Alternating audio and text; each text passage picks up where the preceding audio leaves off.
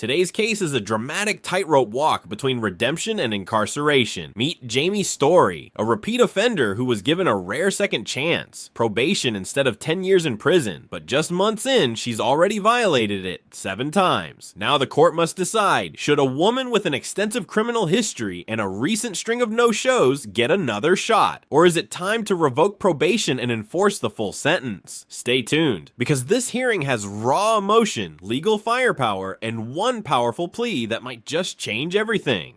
All right, ma'am, you're Jamie Story, and this is cause number 23, DCCR 1546. Ms. Story was placed on probation February 25th of this year for the offense of theft of property with previous convictions, and that was enhanced to a third-degree felony. The sentence was a 10-year term in prison that was probated for 10 years.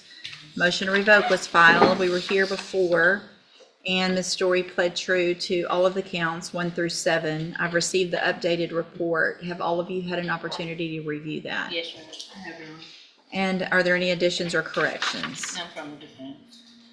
Judge, my only thing that I would add, just for the court's recollection, and obviously I, of course, would not hold the court to this. Let's break this down. Both sides are painting vastly different pictures of Jamie's story. The prosecution reminds the court that even agreeing to probation was a stretch, citing her criminal history and past bond issues. Meanwhile, the defense leans into her vulnerability, homelessness, fear, and lack of resources. What's fascinating here is the balancing act, the legal system trying to assess not just behavior, but intent. Did Jamie deliberately blow off probation, or was she drowning in circumstances she couldn't control? Here's a question for you. Should the court prioritize past failures or future potential? We had some difficulty originally even getting her on probation. She volunteered a couple times. We kind of, based on her criminal history, made a stretch to make the offer. The court was inclined Don't talk over her. to go along with it based on some circumstances regarding her homelessness, etc.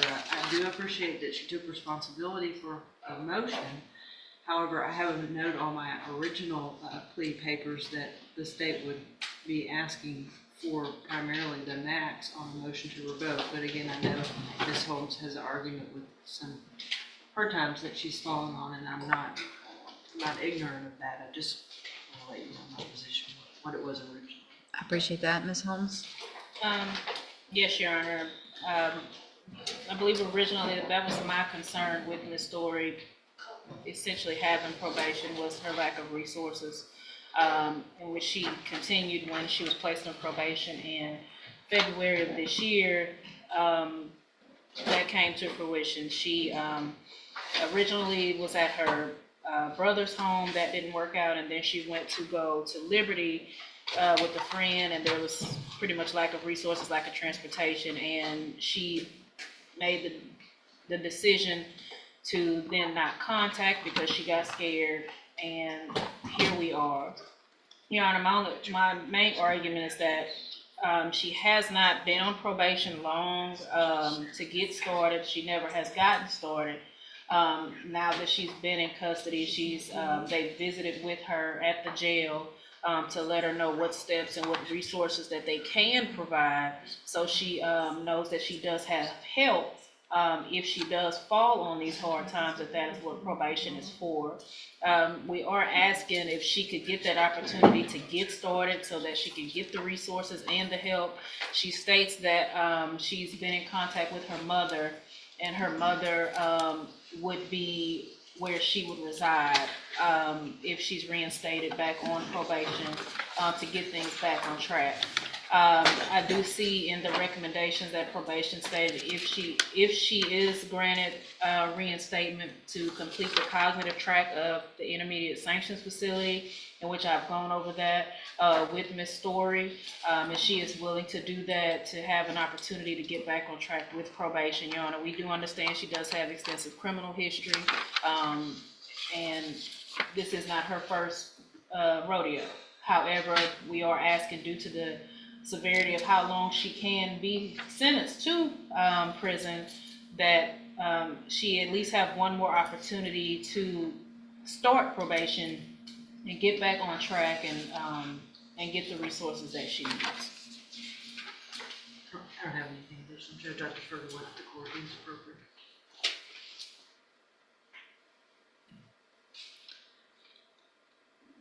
I mean, what's appropriate is for you to go to prison for 10 years, probably, with your history and the fact that you got this chance in the first place, right?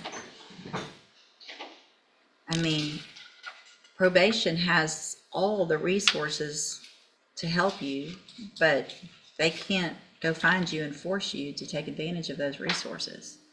That's up to you. You've been on probation, you've been revoked on every probation you've been on.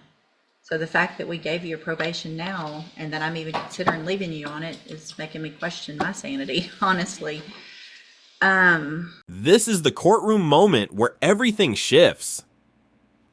The judge lays it bare. Frustration, disappointment, even sarcasm, saying this leniency is making him question his own sanity. Jamie's response? A heartfelt, almost desperate apology. She admits she failed, promises to change, and even mentions a newborn granddaughter, the plea rooted in real life. But here's where it gets tough. Is remorse enough when there's a trail of repeated violations? Or is this a sincere turning point? Comment below, would you take the risk and reinstate probation here?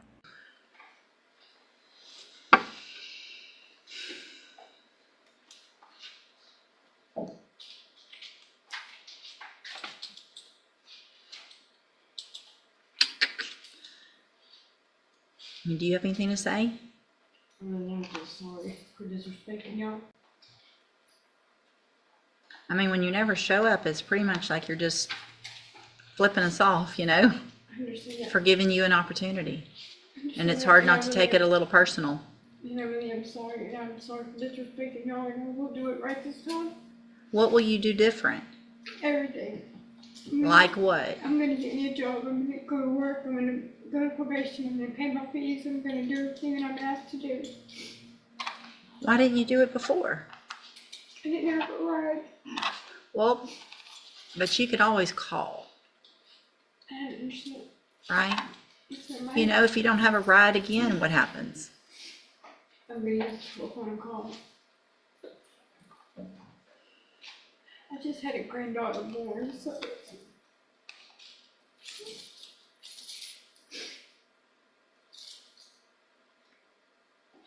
All right, I'm going to do this. Going to find that you entered your pleas of true to counts 1 through 7 freely and voluntarily. Find those counts true. Find sufficient evidence to revoke your probation. But I'm not going to do that today. I'm going to continue you on probation. I'm going to order you to enter and successfully complete the cognitive track of the ISF program. You will be on 0 tolerance. If I'm telling you, I mean, if you are back in here, I really am going to see all of this. I see everything every time. And there's not going to be negotiations. There's not going to be, let's give you less than the 10. You've agreed to 10 years already.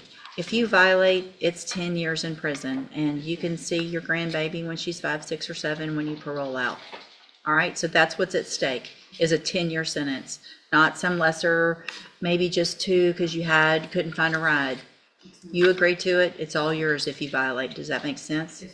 All right, go back with the bailiff. Good luck. In a surprising decision, the judge grants Jamie one final lifeline. Despite 7 violations and a long criminal past, she's being continued on probation, but with 0 tolerance and mandatory completion of the ISF cognitive program. The message is crystal clear. Next mistake equals 10 years in prison. This isn't just about one case, though. It's a powerful snapshot of how the justice system juggles rehabilitation and accountability. If you found this case as shocking as we did, make sure to hit that like button, drop your thoughts in the comments, and subscribe for more jaw-dropping courtroom breakdowns. Until next time, stay curious, stay critical, and stay tuned.